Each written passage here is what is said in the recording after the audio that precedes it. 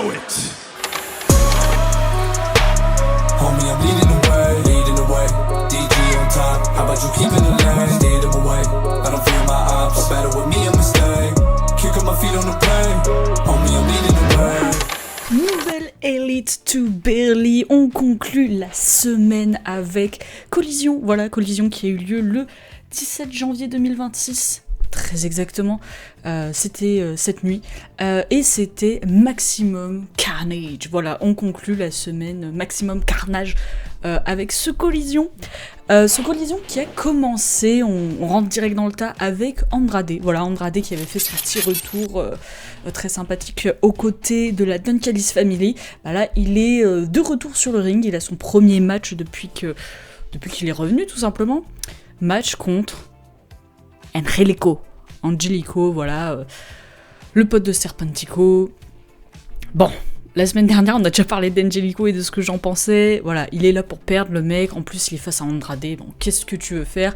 Donc, le match n'est pas très intéressant. Ça dure moins de 5 minutes. On a un Andrade qui est ultra dominant, qui est très arrogant, voilà, qui casse lui-même son propre tombé. Bref, voilà, il se la pète, il en joue, il fait le méchant.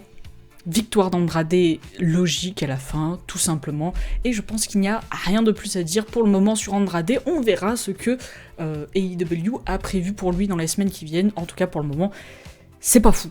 Voilà, il n'y a rien à dire pour le moment. On part direct en coulisses puisque Lexi, voilà, va venir interviewer les petits nouveaux qui ont signé à AEW. Et ces nouveaux, ce sont les Rascals. Voilà, Rascals que moi j'ai découvert personnellement du côté de TNA. Ouais, oui, exactement. Plutôt bonne équipe, bon clan.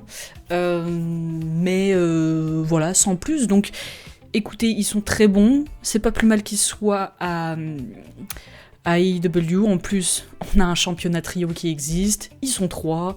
Voilà, ça va faire un peu bouger la division trio. Un nouveau clan. Why not, on est bien. En tout cas, Lexi tape à leur porte, voilà, elle demande un peu leur impression sur le fait qu'ils ont signé AEW, tout ça. Et grosso modo, ils nous disent que ouais, c'est la compagnie où les meilleurs font du catch, on a les meilleurs catcheurs, donc voilà, on est le meilleur clan des dernières décennies, donc bah c'est logique en fait qu'on se retrouve à AEW. Grosso modo, ils nous promettent qu'ils vont prendre le contrôle de la compagnie et fumer toutes les équipes. Donc voilà, promesse, on verra quel sera leur premier match. Et du coup, voilà, bah bienvenue à vous les gars. On enchaîne avec le deuxième match de la soirée, un match qui était bien plus long que celui d'Andrade, et Dieu merci. C'était l'affrontement entre les Grills Young Veterans et le duo Eddie Kingston-Ortiz. Alors, bon, c'était pas la rivalité du siècle, surtout que c'est une rivalité qui s'est jouée notamment du côté de la ROH, voilà, juste avant le match, on a eu un petit package vidéo pour récapituler un petit peu des trucs, et il y a des trucs qui se sont passés du côté de la ROH. Je ne regarde pas la ROH, donc voilà, enfin, c'est pas la rivalité que j'apprécie le plus, mais en même temps, j'ai loupé quelques épisodes, voilà, à coups de chaise, ça s'étrangle dans des coins, donc... Voilà, mais bref, le match était en vrai plutôt sympa. Parce que Grills Young Veterans, je les connais pas tant que ça, ils sont plutôt cool, voilà, j'ai bien aimé leur équipe. Et Ortiz, je le connais, c'est pas non plus très bien. Et Eddie Kingston, bon, je suis toujours un peu mitigée sur Eddie Kingston. Je sais pas si je l'apprécie, si je l'apprécie pas. Je pense que je suis pas la plus grande fan de son style in-ring, mais il a un côté un peu, dans son personnage, d'un peu à la fois comique, à la fois petite brute, qui est assez sympathique. Donc voilà, c'était pas le match de mes rêves, mais finalement c'était plutôt sympa. Et ça se termine de manière assez...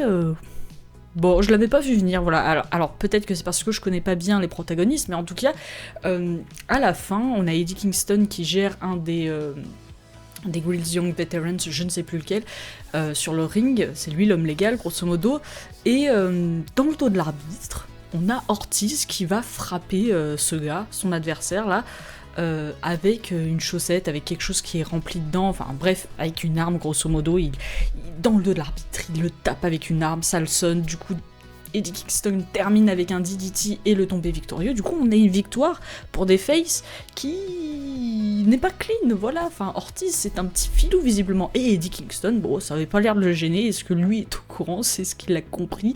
Je ne suis pas sûre. En tout cas... voilà, victoire pas clean, donc quelque chose me dit que potentiellement, histoire pas finie, voilà, enfin, moi je suis les Grizzly Young Veterans, je les démarre, voilà, je les arrache, je repars en guerre, donc s'il y a un round 2, je dis pas non, et si ce deuxième round pouvait mettre en avant les Grizzly Young Veterans, que je trouve plutôt sympathique, je dis pas non non plus. On part du côté des coulisses où on nous montre une petite vidéo sur à propos de Kris Statlander et les Babes of Wrath après leur défaite de Dynamite face à Triangle of Madness. Et du coup, on a Willow Nightingale et Harley Cameron qui sont en mode oh, excuse-moi, Chris, pardon, c'est à cause de moi qu'on a perdu le match et tout. Elles sont toutes en mode en train de s'excuser. Et t'as Chris qui dit non, mais les gars, non, il n'y a personne qui doit présenter des excuses. Moi, je suis prête à prendre une balle pour vous deux, les filles. Donc, on s'en fout, c'est pas le problème, c'est pas grave.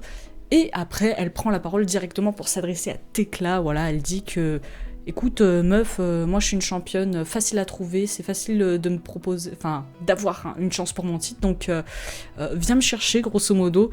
Je pense que j'aime bien le goût de ce qui est toxique finalement. Donc voilà, Chris, elle challenge Tekla et enfin on va la voir cette affiche, je ne sais pas quand, je sais pas si ça va être sur un weekly banal ou si on aura le droit de la voir en PPV. Moi j'aimerais que ça soit une vraie grosse histoire Tekla, Kris Statlander, mais voilà, ça commence. En tout cas, Chris a tendu la perche et c'est sûr que Tekla va répondre favorablement. Voilà, sinon elle a rien compris à la vie, quoi.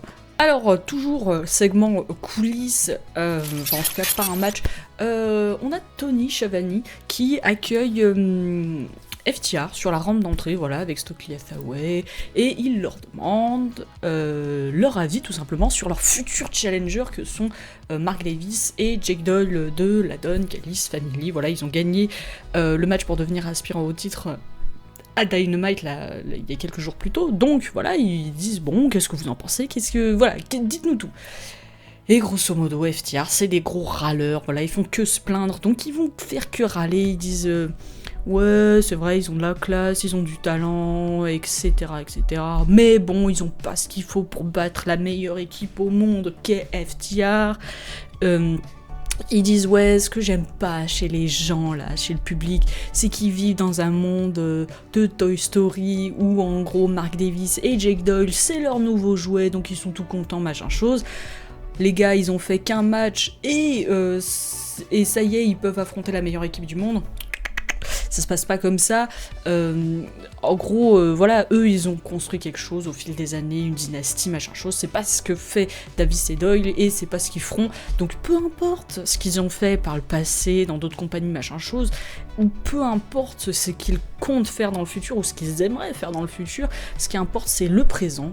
Et le présent, c'est tout simplement le fait qu'ils vont affronter la meilleure équipe du monde. Donc, gros défi. Voilà, c'est un gros défi pour Davis et Doyle. Bon, moi je sais que, enfin voilà, il n'y a pas de surprise quant au résultat. Enfin, je sais pas quand va arriver ce match, mais voilà, il y a un moment, si FTR perdent sur, avec grand respect, Mark Davis et Jake Doyle de la Don Callis Family, bon, je suis pas une grosse fan de la Don Callis Family, mais et encore ça dépend de quel catcheur on parle. Bon, Mark Davis, avec tout le respect, on en a un peu rien à faire. Donc Jake Doyle, je me prononce pas parce qu'il vient d'arriver, donc voilà.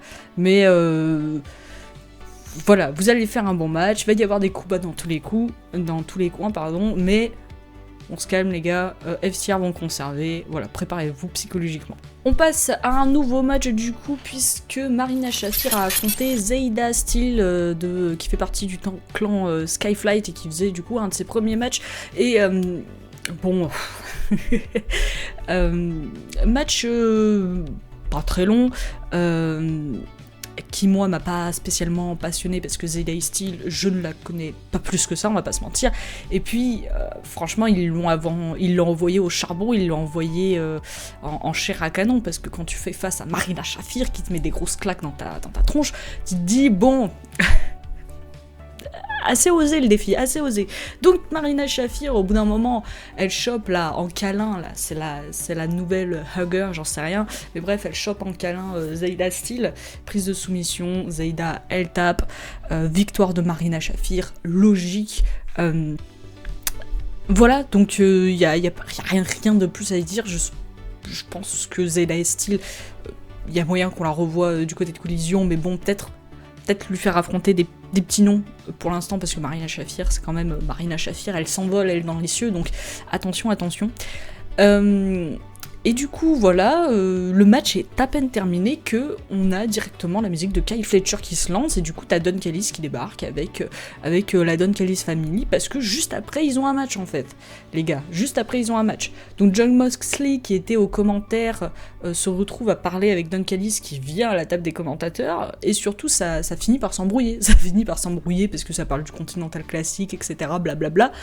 Et donc Moxley, il veut aller se battre vers le ring, mais du coup, t'as Lance Archer, t'as des mecs de la Don Callis Family qui débarquent pour l'attaquer, et du coup, t'as les Death Riders qui débarquent à leur tour pour se battre avec eux, et tout le monde se bat en ringside, c'est le bordel. Et ce bordel est coupé quand Skyflight, qui sont les challengers qui vont affronter la Don Callis Family là dans le match qui vient, débarquent pour sauter sur tout le monde et lancer le match. Du coup, la Don Callis Family, à savoir plus précisément Kyle Fletcher, Josh Alexander et El Clone, affrontent Skyflight, tandis que les Death Riders, eux, retournent en coulisses. Plutôt gros match, hein, c'était plutôt sympathique, hein, Skyflight, de toute façon, font très bien le taf, et puis en face, on a Kyle Fletcher, on a Kyle Bebou et on a Josh Alexander qui sont très bien. El Clone, je le connais un peu moins, donc j'ai encore un peu de travail à faire avant de vraiment le considérer. Voilà, j'ai vu qu'un ou deux matchs, donc je vais pas me dire waouh, trop fort. Voilà, Kyle Fletcher et Josh Alexander, c'est déjà des profils que j'apprécie beaucoup plus. Et d'ailleurs, Alexander qui va faire une grosse perf, parce que on rappelle que Josh Alexander va affronter Kenny Omega la semaine prochaine. Donc il va affronter un gros nom, et du coup pour le mettre un peu over et lui donner du momentum, c'est lui qui a conclu ce trios match, parce que voilà, il va terminer le match, il va terminer Skyflight pour le compte de 3, c'est lui qui fait le pin, c'est lui qui fait la dernière action, donc voilà, on tease que quand même, on lui donne du momentum, on tease que quand même face à Kenny Omega, ça va pas être de tout repos, on va dire, et c'est intelligent, c'est ce qu'il fallait faire, et du coup, bon bah, on a la Don Callis Family qui célèbre cette belle victoire, mais qui fait son retour? Qui fait son retour? Konosuke Takeshita, voilà, ça faisait belle lurette qu'on l'avait pas vu, lui, bah Konosuke Takeshita fait de retour, on sait pas trop ce qui se passe, il vient sur le ring, on sent que les membres ils savent pas trop quoi en penser, et puis Konosuke Takeshita va faire un câlin à Kyle Fletcher avant de célébrer avec la Don Callis Family, et c'est très cool, et du coup voilà, maintenant que Takeshita est de retour, peut-être qu'on va embrayer un petit peu sur cette espèce de trio bizarroïde entre Takeshita, Fletcher et Okada autour, par exemple, peut-être du titre international ou je ne sais pas quoi. En tout cas, Takeshita est de retour et merci, ça va relancer une des plus grosses rivalités de la fin de l'année 2025 du côté de la Don Callis Family et c'est très cool.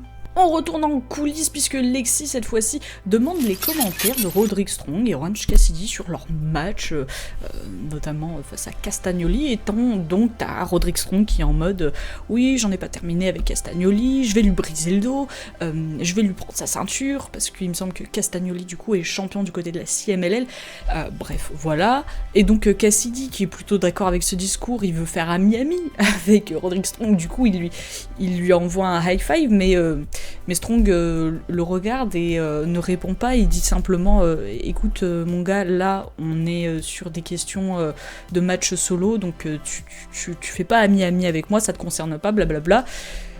Roderick Strong veut se barrer, mais Mark Briscoe le chope, le ramène et dit hé frérot, détends-toi, en vrai tu devrais passer un peu plus de temps avec nous, parce que voilà, je te sens tendu quoi, grosso modo. Et puis t'as Briscoe qui part sur autre chose, qui parle de Elklon, voilà, il dit ouais, si Hologramme il est pas ici avec nous en ce moment, c'est à cause de toi, donc mec, moi je veux être un champion qui défend son titre, donc vas-y, je vais défendre mon titre contre toi Elklon, donc voilà, on a du boulot, voilà, il y a du pain sur la planche côté conglomération, un match avec Castagnoli, un match avec Elklon, une défense de titre même, donc voilà, il y a de quoi faire, je me demande quand Roderick Strong va péter les plombs et se barrer définitivement de ce clan, parce que bon, la blague, on commence à la comprendre. C'est drôle, hein, c'est drôle, genre, je suis pas ami, je suis pas de la conglomération, je suis pas dans la conglomération. Bon, il y a un moment, casse-toi, enfin, je sais pas, mais barre-toi, voilà,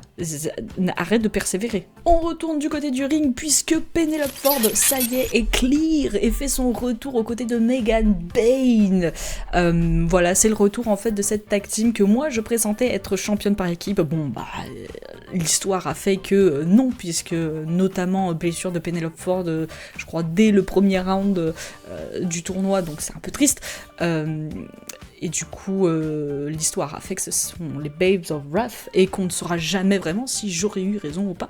Mais bref, Megan Bayne et Penelope Ford sont de retour, et c'est très bien, puisque du coup, elles vont pouvoir s'inscrire à un moment dans cette course au titre par équipe. En tout cas, ce soir, elles ont affronté pour leur retour en équipe Dani Kamela et Viva Van, qui sont deux catcheuses locales.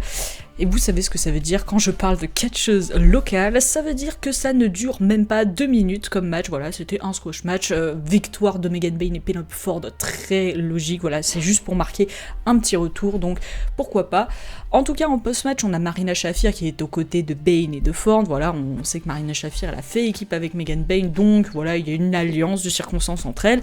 Et puis, t'as Marina, n'importe quoi, Mina Shirakawa et Toni Storm qui débarquent, voilà, sur la rampe d'entrée, qui disent que ouais, on n'a pas oublié ce que vous avez fait, on n'en a pas fini avec vous les meufs, et en fait on va pas s'arrêter tant que vous n'aurez pas payé.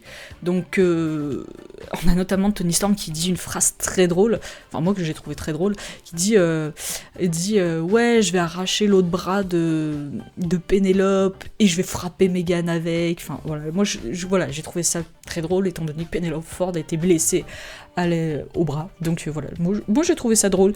Et puis voilà, on nous fait comprendre qu'il va y avoir une confrontation Storm Mina Shirakawa contre Megan Bayne Penelope Ford, et d'ailleurs il me semble que le match est officialisé pour Dynamite de la semaine prochaine, donc voilà, ça va être très cool. Et c'est typiquement le genre de match où je ne sais pas pour qui je suis, parce que voilà, il y a des gros potentiels des deux côtés, donc à voir à Dynamite ce que ça va donner. En coulisses, nous retrouvons encore une fois Lexi qui est avec Swerve Strickland. Voilà, elle est avec Swerve Strickland et elle lui demande ses impressions sur le fait que Kenny Omega soit de retour, que Kenny Omega veulent le titre mondial, blablabla. Et du coup, ouais, Swerve Strickland il dit ouais, de toute façon mon plan c'est toujours le même, c'est de gagner. Bon, c'est une forme de réponse on va dire, mais en tout cas c'est pas important, c'est pas sa réponse qui est importante, c'est que Kevin Knight arrive, voilà. Kevin Knight le rejoint et dit hey, écoute, j'ai repensé à ce que tu m'as dit la semaine dernière, l'autre jour, à Dynamite, machin chose, je suis le futur, machin chose, tu m'as fait des petits compliments et tout. Et bref, moi j'en ai marre qu'on parle de moi comme étant le futur, tu vois. En vrai, je suis le présent parce que j'ai battu Darby Allin, je suis le présent, j'ai battu Kazuchika Okada, donc en vrai, je veux continuer sur cette lancée et je veux battre Swerve Strickland pour montrer que le futur, bah c'est le présent. Et du coup, bon, Strickland, lui, il donne pas des matchs comme ça. Il dit, gamin, gagne déjà quelque chose de valeur, gagne quelque chose qui vaut quelque chose, et après on en discute. Donc, voilà, Strickland pose des conditions, Kevin Knight veut le challenger, Kevin Knight veut se challenger aussi d'une certaine manière, et je vous spoil un petit peu, mais Kevin Knight a une opportunité ce soir pour les titres trio avec Adam Page et Mike Bailey, donc est-ce que le fait de gagner un titre trio suffirait à Swerve Strickland pour le faire changer d'avis? Bah, on verra tout à l'heure. On a eu un match, c'est l'avant-dernier match de la soirée, c'était un match pour devenir aspirant au titre national de Ricochet, match qui opposait Jack Perry, voilà, Jungle Jack Perry, et Anthony Bowens. Alors, bon, moi déjà je vois l'affiche, dès que j'ai vu l'affiche j'étais en mode bon, allez, c'est Jack Perry qui l'a. Jack Perry, on se rappelle, qui est venu sauter sur Ricochet à Dynamite, pour le virer du ringside pendant le match tag team. Donc, il y avait déjà un petit passif. Voilà, il y a déjà un petit passif entre The Demon, entre Jurassic Express. Donc, voilà, Jack Perry, pour moi, c'était le favori. Et puis Anthony Bowens, bon, j'ai pas envie d'être méchante avec Anthony Bowens, le mec est très bon in-ring, il y a pas de problème. Son personnage, par contre, depuis qu'il est en solo, bon, moi j'accroche pas spécialement, je trouve il m'indiffère un peu, surtout quand tu compares avec Max Caster, Max Caster qui a trouvé un petit truc comique, machin chose, etc., que finalement t'as plus envie de suivre que Anthony Bowens, qui est un peu juste là pour râler, j'ai l'impression. Bon, voilà. En tout cas, match très sympathique, les deux sont très bons, mais match d'ailleurs, je précise, match avec Ricochet qui est au commentaire, évidemment, pour blablater, nous dire ce qu'il en pense, etc. Bref, match qui est gagné par, vous l'avez compris, Jack Perry qui finit la confrontation avec un running knee, dans la mâchoire de Anthony Bowens qui ne se relèvera pas lors du tombé final. Donc nous aurons un Jack Perry contre Ricochet pour le titre national qui est encore une fois, je le dis, une ceinture magnifique. Voilà, elle est trop belle cette ceinture. Donnez-moi un titre national s'il vous plaît. Et Jack Perry il se dirige en direction de la sortie, puis Ricochet il est toujours en commentaire, il est en train de le narguer, façon il cherche la merde Ricochet. Donc Perry lui saute dessus, il le défonce, et ça part en coulisses pour se taper dessus et pas très fut-fut le Ricochet, pas très intelligent. Petit arrêt en coulisses avant le main event, on retrouve les Death Riders qui sont très en colère, parce que, on rappelle, ils se sont frités avec la Don Callis Family un peu plus tôt, donc ils sont en coulisses pour provoquer un peu la Don Callis Family. Ils disent notamment, ouais les gars, faire vos petites sorties shopping, c'est pas ça, être une vraie famille. Nous, on est une vraie famille, parce que quand les uns, ils sont au plus bas, ils ont tout perdu, on reste avec eux et on les relève, machin chose, etc. Bref. Et puis Moxley, il nous dit notamment, ouais, ça fait un bail que je suis dans le milieu, je connais bien Don Callis, et franchement... Et voilà, je connais bien son style. Donc, il va y avoir un clash Death Riders Don Callis Family. Ça va être très cool. Moi, je suis évidemment pour les Death Riders, parce que la Don Callis Family, ça dépend qui, mais je les supporte pas bien. Donc go les Death Riders, go les Death Riders. Et dans le main event, du coup, on avait un match de championnat pour les titres trio, comme je l'ai dit un peu plus tôt. The Ops mettent en jeu leur ceinture face à Jet Speed et Adam Page. Voilà, Adam Page qui était venu chercher un peu plus tôt dans la semaine Jet Speed en mode oh c'est bon, j'ai obtenu un match, venez les gars, on va se la donner, on va tout prendre à Samoa Joe. Donc voilà, c'était l'objectif c'était de tout prendre à Samoa Joe. Est-ce qu'ils ont réussi? Alors moi à Dynamite, quand ils ont annoncé ce match, j'étais déjà sceptique parce que j'étais en mode voilà, d'un côté t'as un clan et de l'autre t'as une alliance de circonstances, donc j'étais en mode The Ops vont gagner, ils vont conserver, très bien, etc. Et puis vraiment quelques heures après, je vois la news Powerhouse Hobbs qui a son contrat qui se termine dans la semaine, là je sais pas quoi, qui est terminé cette semaine, et qu'il serait pas de retour à AEW. Donc j'étais en mode je crois qu'on a un petit indice sur comment ça va se passer à Collision. Donc voilà, j'ai commencé le match, j'étais en mode si Powerhouse Hobbs c'est son dernier match du côté d'AEW, voilà, il y a des chances que Adam Page et Jet Speed gagnent les titres trio, et ça n'a pas manqué. On a notamment à la fin Page et Bayley qui se font coincer en prise de soumission.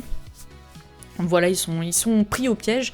T'as Hobbs qui cherche à coincer aussi Knight, il le chope pour une prise, et Knight réussit à renverser le truc, partir en roll-up et à surprendre Hobbs avec un tombé de 3 qui donne la victoire à Jet Speed et Adam Page qui deviennent du coup les nouveaux champions trio. Voilà, stupéfaction sur la tête de Samoa Joe, c'était magnifique de voir ça en tout cas. On a des nouveaux champions trio donc. Adam Page a rempli son pari, il a dit qu'il allait tout prendre à Samoa Joe, il l'a fait. Après, moi, l'interrogation que j'ai, c'est est-ce que, ça se termine parce que du coup, Hobbs n'a plus de contrat à AEW, mais est-ce que, tu vois, parce que dans The Hobbs, on a quand même Hook qui existe, donc est-ce qu'ils vont pas revenir Hook, Shibata, Samoa Joe pour les titres trio et peut-être les reprendre?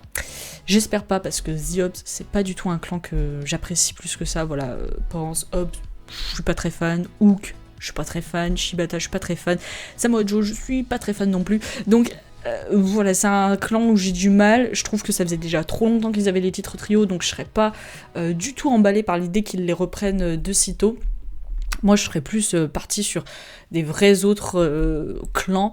Les Death Riders, bon, ils les ont eu il y a pas si longtemps, mais tu vois, à côté de Don Callis Family, là, on a The Rascals qui vient un peu dans le délire, on a Skyflight, voilà, donc il y a de quoi faire, il y a des trios potentiellement intéressants à faire, donc voilà, j'espère qu'ils vont pas faire l'erreur de redonner trop rapidement à The Hobbs pour, voilà, avec Hook qui remplacerait Powerhouse Hobbs, je sais rien, je me fais sans doute des films, il n'y a pas de souci, mais voilà, j'espère que ça va durer un peu quelques temps pour Jet Speed et Page. Je suis contente que Jet Speed ait enfin touché de l'or à AEW, bon, j'aurais aimé les voir gagner les titres par équipe, ils gagnent avec Adam Page, c'est pas plus mal, hein, mais enfin on récompense un petit peu ces deux Gugus qui sont vraiment excellents. Voilà, il y a pas à dire, ils sont excellents.